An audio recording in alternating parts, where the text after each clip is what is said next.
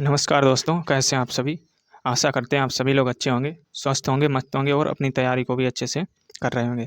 तो जैसा कि आप सभी लोग जानते हैं, हम लोग यहाँ से 25 क्वेश्चन जो साइंस के इम्पोर्टेंट होते हैं, उनको हम लोग यहाँ से डिस्कस करते हैं। और ये क्वेश्चन कहीं न कहीं एग्ज़ाम के पूछे हुए क्वेश्चन हैं, जो प्रीवियस ईयर एग्ज़ाम हुए थे रेलवे के, वहाँ पे यहाँ से क्वेश्चन पूछे हुए हैं। और आज का हमारा नया टॉपिक स्टार्ट होने जा रहा है, इसका नाम हो जाएगा उत्सर्जन तंत्र। तो यहाँ से भी एग्ज़ाम में कई क्वेश्चन आपको देखने को मिलते हैं और किस प्रकार क्वेश्चन यहाँ पे बनते हैं, तो हम लोग आज ये देखेंगे। तो वीडियो अच्छा लगे तो लाइक कर देना और चैनल पर नए जुड़ रहे तो चैनल को भी सब्सक्राइब कर देना। आइए हम लोग आगे के क्वेश्चन देखते हैं।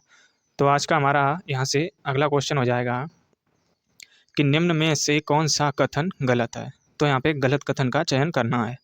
तो ए ऑप्शन है, प्रत्येक वृत्त में बड़ी संख्या में न्यूरॉन नामक निस्संदन इकाइयाँ मौजूद होती हैं जो एक साथ बंधी होती हैं। तो ये गलत हो जाएगा। अगला हो जाएगा कि मानव उत्सर्जन तंत्र में एक वृक्क युग्म, एक मूत्र वाहिनी युग्म, एक मूत्राशय और एक मूत्र मार्ग होता है। ये सही हो जाएगा। सामान्यतः एक स्वस्थ वयस्क के वृक्कों में आरंभिक निस्यंद लगभग 180 लीटर प्रतिदिन होता है। ये भी सही हो जाएगा। वृक्क उदर में रीढ़ की हड्डी के दोनों तरफ एक एक स्थिर होते हैं। तो ये भी सही हो जाएगा। तो यहाँ पे हमें गलत कथन का चयन करना था, तो ऑप्शन ए यहाँ पे गलत हो जाएगा। तो आइए हम लोग इसके इंपॉर्टेंट पॉइंट समझेंगे, क्या हो जाएंगे। तो वृक्क उदर में रीढ़ की हड्डी के दोनों तरफ एक एक स्थित होते हैं। मानव उत्सर्जन तंत्र में एक वृक्क, एक मूत्रवाहिनी युग्म और एक मूत्राशय और एक मूत्र मार्ग होता है। सामान्यतः एक स्वस्थ मनुष्य के वृक्कों में आरंभिक निस्पंदन 120 लीटर प्रतिदिन होता है। अगला प्रश्न हो जाएगा कि मानव शरीर का इनमें से कौन सा भाग सल्की उपकला से आस्तरिक नहीं होता है। तो यह होते हैं आपके वृक्क नलिकाएं। ऑप्शन सी यहाँ पे इसका करेक्ट हो जाएगा। तो मानव शरीर का त्वचा, मुख, ग्रसिका और सल्की उपकला से आस्तरित होता है, जबकि वृक्क आस्तरित नलिकाएं नहीं होती हैं। तो ये इंपॉर्टेंट पॉइंट हो जाएंगे। अगला प्रश्न हो जाएगा कि कृत्रिम वृक्क द्वारा रक्त से यूरिया को किस प्रकार निकाला जाता है। तो जो मानव द्वारा निर्मित वृक्क होते हैं, उनसे यूरिया किस प्रकार निकलता है। तो यह परासरण के द्वारा निकलता है। ऑप्शन वी यहाँ पे इसका करेक्ट हो जाएगा। तो कृत्रिम वृक्क द्वारा रक्त से यूरिया को परासरण के द्वारा निकाला जाता है। अगला प्रश्न हो जाएगा कि मनुष्यों का निम्न में से कौन सा अंग उत्सर्जन अंग के रूप में कार्य नहीं करता है। तो यहाँ पे कार्य नहीं करता है ये पूछा गया है। तो क्या फेफड़े उत्सर्जन का कार्य करते हैं। तो ये करते हैं आपके। क्या छोटी आंत करती है। तो ये नहीं करती है। बड़ी आंत करती है। तो ये भी करती है। त्वचा ये भी करती है। तो यहाँ पे हमें नहीं कार्य पूछा गया था, तो ऑप्शन वी है, जो छोटी आंत है, यह उत्सर्जन अंग का कार्य नहीं करती है। तो ऑप्शन वी यहाँ पे इसका करेक्ट हो जाएगा। तो मनुष्यों का उत्सर्जन तंत्र शरीर के तरल अपशिष्टों को एकत्र करता है और उन्हें बाहर निकालने में मदद करता है। इसमें निम्नलिखित मुख्य अंग होते हैं, जैसे 2 वृक्क और 2 मूत्र वाहिनियाँ, मूत्राशय और मूत्रमार्ग। छोटी आंत मनुष्य का उत्सर्जन अंग नहीं होता है। तो ये पॉइंट इंपॉर्टेंट है, इनको याद रखना है। अगला प्रश्न हो जाएगा कि क्या वृक्काणु की लंबी नलिकाकार संरचना का कोई लाभ है। तो यहाँ पे ऑप्शन देखेंगे हम लोग, क्या हो जाएंगे। तो ऑप्शन ए है कि हाँ, वृक्क को दृढ़ता के लिए लंबी नलिकाओं की उच्च घनत्व पर कुंडलित और सिकुड़ित किया जा सकता है। बी ऑप्शन है कि नहीं, सभी वृक्काणु लंबे नहीं होते, कुछ छोटे होते हैं और अन्य लंबे होते हैं, लेकिन सभी कार्यशील होते हैं। हाँ, लंबी नलिका प्रारंभिक निस्संद से अतिरिक्त जल के पुनः अवशोषण हेतु समय और स्थान प्रदान करती है। डी हो जाएगा कि नहीं, लंबी नलिका का संरचना का कोई लाभ नहीं है, क्योंकि निस्संदन प्यालेनुमा सिरे पर होता है। तो यहाँ पे देखेंगे हम लोग, क्या हो जाएगा इसका करेक्ट आंसर। तो इसमें आपका करेक्ट आंसर ऑप्शन सी हो जाएगा।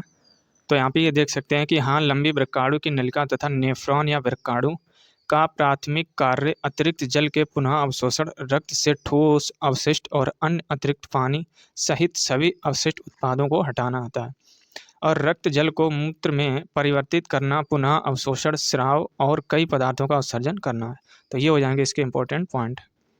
अगला प्रश्न हो जाएगा कि मानवों में उत्सर्जन तंत्र के सही अनुक्रमिक क्रम की पहचान कीजिए। तो यहाँ पे ऑप्शन ए है, ये सही हो जाएगा। सबसे पहले आएगा वृक्क, फिर आएगा मूत्रवाहिनी, फिर मूत्राशय और फिर मूत्रमार्ग। तो ऑप्शन ए यहाँ पे इसका करेक्ट हो जाएगा। तो यहाँ पे देख सकते हैं, ये रहे इसके इंपॉर्टेंट पॉइंट यहाँ पे।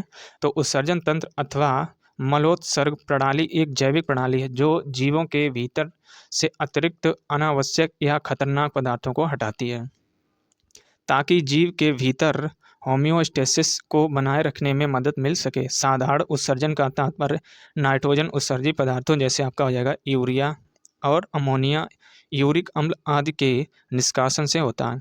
वास्तविक अर्थों में शरीर से बने नाइट्रोजनी विषाण विषाक्त अपशिष्ट पदार्थों के बराबर निकालने की प्रक्रिया उत्सर्जन पदार्थों के बाहर निकालने की प्रक्रिया उत्सर्जन कहलाती है। शरीर में कार्बोहाइड्रेट तथा वसा के उपापचय से कार्बन डाइऑक्साइड तथा जलवाष्प का निर्माण होता है। अगला प्रश्न हो जाएगा कि कृत्रिम किडनी के उपयोग से नाइट्रोजन युक्त अपशिष्ट को हटाने की प्रक्रिया क्या कहलाती है। तो अभी हम लोग पढ़े थे, यह प्रक्रिया आपकी होती है हीमोडायलिसिस। ऑप्शन ए यहाँ पे इसका करेक्ट हो जाएगा। तो कृत्रिम किडनी से नाइट्रोजन युक्त अपशिष्ट पदार्थ को निकालने की प्रक्रिया को हीमोडायलिसिस कहते हैं। तो यहाँ पे ऑप्शन इसमें ए करेक्ट हो जाएगा। और यूरिया और अन्य अपशिष्ट पदार्थ जैसे आपका हो जाएगा पोटेशियम और फास्फेट डायलिसिस समाधान में वितरित हो जाते हैं। रक्त अम्लता को ठीक करने के लिए सोडियम बाइकार्बोनेट को प्लाज्मा की तुलना में अधिक सांद्रता में मिलाया जाता है। अगला क्वेश्चन हो जाएगा कि निम्नलिखित में से कौन सा मानव उत्सर्जन प्रणाली का गठन करता है। तो यहाँ पे एक जोड़ी वृक्क, एक जोड़ी मूत्रवाहिनी और एक मूत्राशय और मूत्रमार्ग। तो ऑप्शन ए यहाँ पे इसका करेक्ट हो जाएगा। तो ये देख सकते हैं इसके इंपॉर्टेंट पॉइंट। अगला प्रश्न हो जाएगा कि शरीर के इनमें से किस अंग में उपास्थि ऊतक मौजूद नहीं होता है। तो यहाँ पे बताना इसका करेक्ट आंसर। तो इसमें आपका करेक्ट आंसर हो जाएगा ऑप्शन डी यहाँ पे, तो वृक्क हो जाएगा। तो शरीर में वृक्क उपास्थि ऊतक मौजूद नहीं होता है। तो ऑप्शन डी यहाँ पे करेक्ट हो जाएगा।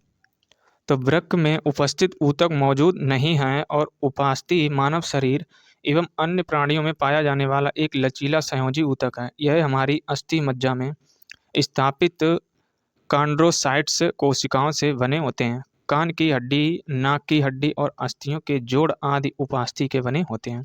तो ये इंपॉर्टेंट पॉइंट हो जाएंगे।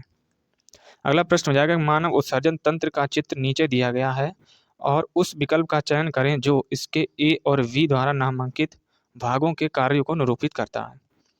तो यहाँ पे ये भाग दिए गए हैं। ये ए जो है ये वाला भाग ये किसको निरूपित करता है और वी यहाँ पे ये वाला भाग जो है ये किसको निरूपित करता है। तो आइए हम लोग इसके ऑप्शन देखेंगे तो क्या हो जाएंगे। तो ये हो जाएंगे इसके ऑप्शन। तो यहाँ पे ए जो है आपका मूत्र का निर्माण और वी हो जाएगा मूत्र को संग्रहण के लिए जाना। तो यहाँ पे ऑप्शन सी यहाँ पे इसका करेक्ट हो जाएगा। तो चित्र में आपको दिया गया है तो यहाँ पे ए और वी 2 पॉइंट दिए गए थे। अगला प्रश्न हो जाएगा कि मनुष्यों में यूरिया चक्र निम्नलिखित में से किस अंग में होता है। तो यह आपका होता है यकृत में। ऑप्शन वी यहाँ पे करेक्ट हो जाएगा। तो मनुष्य में यूरिया चक्र यकृत अंग में होता है। तो मनुष्य में यूरिया चक्र आपका यकृत में होता है और यूरिया चक्र या ऑर्निथिन चक्र यकृत कोशिकाओं में माइटोकॉन्ड्रिया में अतिरिक्त अमोनिया को यूरिया में परिवर्तित करता है। यूरिया फिर रक्त प्रवाह में प्रवेश करता है, गुर्दे द्वारा फिल्टर किया जाता है, अंततः मूत्र से उत्सर्जित होता है। तो ये पॉइंट याद रखने हैं। अगला प्रश्न हो जाएगा कि बोमेन संपुट मानव शरीर में कहाँ स्थित होता है। तो यह आपका होता है वृक्क में। ऑप्शन वी यहाँ पे इसका करेक्ट हो जाएगा। तो बोमेन संपुट मानव शरीर में वृक्क में स्थित होता है। वृक्क नलिका एक दोहरी दीवार वाली कप जैसी संरचना से शुरू होती है जिसे बोमेन संपुट कहा जाता है, जो केशिका गुच्छ को घेरे रखती है। तो ये इंपॉर्टेंट पॉइंट हो जाएंगे। अगला प्रश्न हमारा हो जाएगा कि मूत्र में पानी की मात्रा लगभग कितने प्रतिशत होती है। तो यहाँ पे बताना है कितने परसेंट हो जाएगी। तो ये होती है आपके 95%। तो ऑप्शन यहाँ पे ए इसका करेक्ट हो जाएगा। तो मूत्र में पानी की मात्रा आपकी 95% होती है। तो यहाँ पे मानव मूत्र में सामान्यतः पानी की मात्रा लगभग 95% होती है और आपके वहीं यूरिया जो है 2.6%, लवण आपके 2% और यूरिक अम्ल 0.3% पाया जाता है। सामान्यतः मनुष्य एक दिन में आपका 1 से लेकर 1.5 लीटर मूत्र उत्सर्जित करता है। तो ये यहाँ पे एग्जामिनर सीधे पूछ लेता है क्वेश्चन, तो इसको जरूर नोट डाउन करना, इसको स्टार डाल के यहाँ से।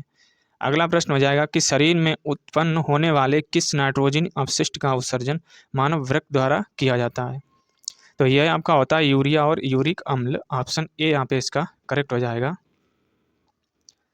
तो इसमें ऑप्शन ए जो है आपका ये करेक्ट हो जाएगा। तो शरीर में उत्पन्न होने वाले यूरिया और यूरिक अम्ल नाइट्रोजन अपशिष्ट का उत्सर्जन ये जो है मानव के वृक्क द्वारा किया जाता है। तो मानव वृक्क, जिसे हम लोग गुर्दा कहते हैं, का एक अंग है। ये मानव का एक जोड़ा अंग होता है जिनका प्रधान कार्य मूत्र उत्पादन यानी रक्त शोधन करना होता है। गुर्दे बहुत से वर्टिब्रेट पशुओं में मिलते हैं। ये मूत्र प्रणाली के अंग हैं। इनके द्वारा इलेक्ट्रोलाइट, क्षार, अम्ल संतुलन और रक्तचाप का नियमन होता है। मानव शरीर में 2 वृक्क पाए जाते हैं जिन्हें दायां और बायां वृक्क कहा जाता है। मनुष्य के वृक्क का भार ये 300 से लेकर आपके 350 ग्राम तक होता है। तो ये पॉइंट यहाँ से स्टार डाल के जरूर लिखना। यहाँ से सीधा आपको एग्जाम में क्वेश्चन देखने को मिलता है कि मानव वृक्क या गुर्दे का वजन कितना होता है। तो यहाँ से अगर आपको ये पता होगा तभी आप इजीली इसको कर पाएंगे। तो वृक्क के द्वारा छाने गए जल में सर्वाधिक मूत्र पाया जाता है, जबकि कार्बनिक पदार्थ के रूप में सर्वाधिक यूरिया पाया जाता है। तो ये इम्पोर्टेंट पॉइंट जरूर नोट डाउन करें। अगला प्रश्न हो जाएगा कि निम्न में से कौन सा वृक्क नलिकाओं के अस्तर और लार ग्रंथियों की वाहिनियों का निर्माण करता है। तो ये होता है घनाभाकार उपकला। ऑप्शन सी यहाँ पे इसका करेक्ट हो जाएगा। तो ये क्वेश्चन आप देख सकते हैं लेटेस्ट पैटर्न के हैं, जो अभी पीछे जो रेलवे के एग्जाम हुए थे पिछले सालों में, वहाँ पे ये क्वेश्चन आए हुए थे। तो घनाकार उपकला वृक्क नलिकाओं के अस्तर और लार ग्रंथियों की वाहिनियों का निर्माण करता है। वहीं सल्की उपकला रक्त वाहिकाओं, अन्न प्रणाली और फेफड़ों की वायु थैली की दीवारों में पाया जाता है। और स्तंभाकार उपकला यह पेट और आंत की परत में पाए जाते हैं। अगला प्रश्न हो जाएगा कि सामान्यतः एक स्वस्थ वयस्क में वृक्कों में आरंभिक निस्यंद लगभग कितने लीटर प्रतिदिन होता है। तो अभी हम लोग सबसे पहले स्टार्टिंग में इसी को पढ़ा था। यह आपका होता है 180 लीटर यानी 180 लीटर तक। तो ऑप्शन डी यहाँ पे इसका करेक्ट हो जाएगा। तो सामान्य एक स्वस्थ वयस्क में वृक्कों की आरंभिक निस्यंद लगभग 180 लीटर प्रतिदिन होता है। सामान्यतः एक वयस्क में संपूर्ण प्लाज्मा मात्रा ये होती है लगभग आपके 3 लीटर और दिन में लगभग 60 बार निस्यंद किया जाता है। निस्पंदन मुख्य रूप से ग्लोमेरुलस की कोशिकाओं में हाइड्रोक्लोरिक दबाव रक्तचाप द्वारा संचालित होता है। तो ये इंपॉर्टेंट पॉइंट जरूर नोट डाउन करें। अगला प्रश्न हो जाएगा कि निम्नांकित आरेख में कौन सा अक्षर बोमेन संपुट के क्षेत्र को दर्शाता है। तो यहाँ पे ए, बी, सी और डी 4 अक्षर दिए गए हैं। तो उस क्षेत्र को आपको बताना है जो बोमेन संपुट को दर्शाता है। तो ऑप्शन ये हो जाएंगे आपके सामने 4। तो यहाँ पे इसका करेक्ट आंसर क्या हो जाएगा। तो इसका आपका करेक्ट आंसर हो जाएगा क्षेत्र ए जो है यही आपको बोमेन संपुट को दर्शाता है। तो ऑप्शन सी यहाँ पे इसका करेक्ट हो जाएगा। तो जो क्षेत्र ए वाला है ये हिस्सा यह बोमेन संपुट को दर्शाता है। तो आइए हम लोग इसके इंपॉर्टेंट पॉइंट देखेंगे क्या हो जाएंगे। अगला प्रश्न हमारा हो जाएगा कि निम्न में से किसमें उपास्थि मौजूद नहीं होती है। तो अभी हम लोग इससे पहले भी यही क्वेश्चन डिस्कस किए थे, यही आपके वृक्क में नहीं होती है। तो ऑप्शन डी यहाँ पे इसका करेक्ट हो जाएगा। तो ये क्वेश्चन आपके रेलवे ने यहाँ पे रिपीट किया हुआ क्वेश्चन है। तो वृक्क मानव शरीर का एक महत्वपूर्ण अंग है। इसके 2 प्रमुख कार्य हैं, हानिकारक अपशिष्ट उत्पादों और विषैले कचरे को शरीर से बाहर निकालना तथा तरल पदार्थ व खनिजों का नियमन करना। इनमें उपास्थि मौजूद नहीं होती है, जबकि कान की हड्डी, नाक की हड्डी और अस्थियों के जोड़ आदि उपास्थि के बने होते हैं। तो ये पॉइंट यहाँ से जरूर स्टार डाल के लिख लेना कि कान की हड्डी और नाक की हड्डी और अस्थियों के जोड़ जो होते हैं यह उपास्थि के बने होते हैं। अगला प्रश्न हमारा हो जाएगा कि मानवों में केशिका गुच्छ कहाँ पाया जाता है। तो यह आपके वृक्क में पाया जाता है। इसे हम लोग किडनी भी कहते हैं, वृक्क को किडनी और गुर्दा भी कहते हैं। तो ये 3 नाम इसके हो जाए, 2 नाम अन्य हो जाएंगे, कुल मिला के इनके 3 नाम होते हैं। तो क्या नाम यहाँ पे लिखा होगा, गुर्दा भी लिखा होगा, किडनी भी लिखा होगा, वृक्क भी लिखा होगा। तो इन तीनों नाम को आपको याद रखना है। तो मानवों में केशिका गुच्छ, जिसे हम लोग कहते हैं ग्लोमेरुलस, वृक्क में पाया जाता है। केशिका गुच्छ रक्त को फिल्टर करता है। अगला प्रश्न हो जाएगा कि गुर्दे में मूत्र के निर्माण में निम्नलिखित में से किस क्रम में दी गई 3 प्रक्रियाएं शामिल हैं? तो ये 3 प्रक्रियाएं हो जाएंगी आपकी निस्पंदन, चयनात्मक, पुनः अवशोषण और उन्मूलन। ऑप्शन ए यहाँ पे इसका करेक्ट हो जाएगा।